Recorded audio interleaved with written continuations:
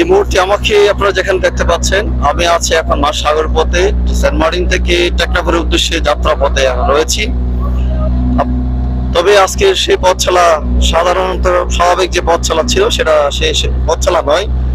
টেকনাফ থেকে Saint Martin, Saint Martin থেকে টেকনাফ যে আসা যাওয়ার যে পথটি রয়েছিল নৌপথে স্বাভাবিক, ওই পথটি মায়ানমারের গোলাগুলির কারণে আমরা সেই পথ দিয়ে নয়, আমরা আজকে বিকল্প পথ হিসেবে রয়েছি টেকনাফ শাহপুর থেকে পশ্চিম প্রান্তে যে অংশটি রয়েছে, আমরা সেই পথটা ধরে আমরা আগাচ্ছি। অল্প কিছুক্ষণ পরে আমরা ইনশাল্লাহ পৌঁছে যাবো। আমরা এক প্রকার সেফটির জন্য রয়েছি। আমরা যদি এখন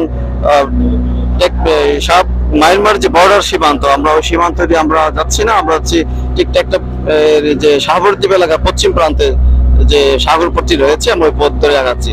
যদি সাগর অনেক উত্তাল, প্রচন্ড পরিমাণ ঢেউ, তারপরেও জীবন চলার পথে, জীবনের তাগিদে আমাদের জীবন যুদ্ধে সেন্ট মার্টিন দ্বীপ হয়ে সাগর পথে টেকনাফে যেতে হচ্ছে।